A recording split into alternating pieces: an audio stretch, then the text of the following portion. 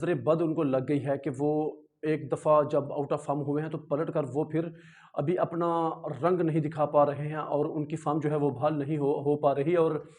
देश के लिए खेलने का जुनून। तो इसको अक्षर पटेल कहते हैं। मेरी नेक तमन्नाएं हैं उनके लिए कि वो जब भी खेलें तो अपना 100% दें। दोस्तों, आज हैदराबाद के Rajiv Gandhi international cricket stadium पर इंडिया और इंग्लैंड के दरमियान खेले जाने वाले पहले टेस्ट क्रिकेट के तीसरे दिन इंडिया ने अपनी पहली इनिंग और उन्होंने 436 रन का आंकड़ा बोर्ड पर जमा दिया और इस तरह उन्होंने इंग्लैंड पर 190 रन की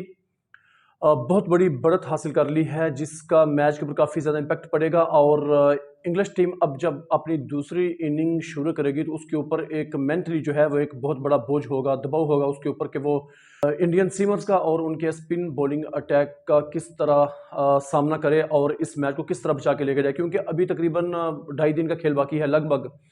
और इस टेस्ट मैच का गालिबन नतीजा जो है वो निकल आएगा और इंडिया का पलड़ा इस वक्त भारी है। मैं बात करना चाह रहा हूं कि इंडिया की जो बैटिंग है अगर उसको देखा जाए तो जो उनके मेन बैट्समैन हैं जैसे रोहित शर्मा हो गए और श्रेयस अय्यर हो गए, केएल राहुल और शुभमन गिल, क्योंकि शुभमन गिल विराट कोहली की गैर मौजूदगी में उनके ऊपर काफ़ी भारी जिम्मेदारी आयद होती है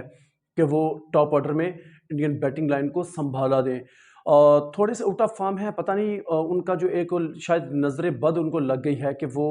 एक दफ़ा जब आउट ऑफ फॉर्म हुए हैं तो और वो अपना असल रंग नहीं दिखा पा रहे हैं, फॉर्म उनकी नहीं आ रही है और फैन ये चाहते हैं कि उनके बल्ले से रन्स आए। लेकिन हम बात करेंगे यहाँ इंडियन टीम के जो ऑलराउंडर्स हैं, बॉलिंग ऑलराउंडर हैं, अक्षर पटेल, जिनकी मैं यहाँ बात करना चाहूँगा। अक्षर पटेल ने इस मैच में 44 रन बनाए और वो आखिरी विकेट उनकी गिरी थी।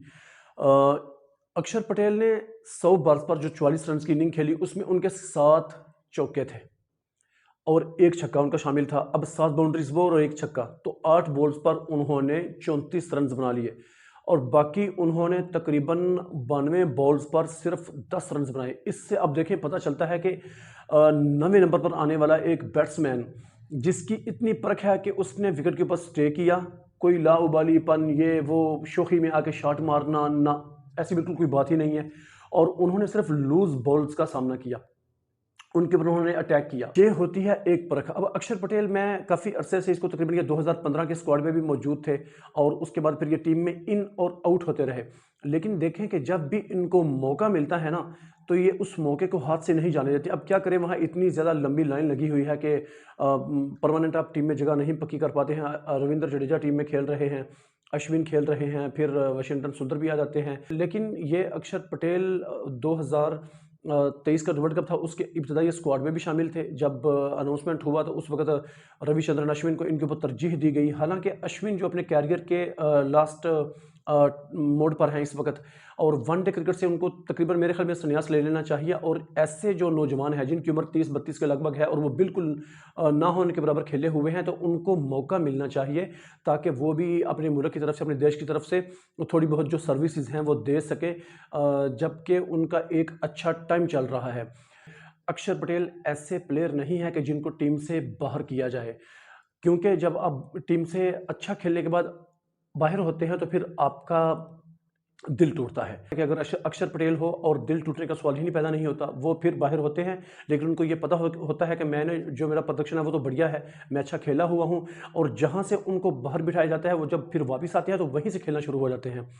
और जब वो बाहर होते हैं तो फिर उसके बाद ना तो उनकी ज़ुबान के ऊपर कोई शिकवा आता है, ना ये कि मुझे क्यों ड्रॉप किया गया, मुझे निकाला क्यों गया, ऐसी भी कोई बात नहीं होती है। तो बस ये है कि वतन के लिए, देश के लिए खेलने की धुन और उसमें मगन रहना, काम से काम रखना, अपना 100% अपनी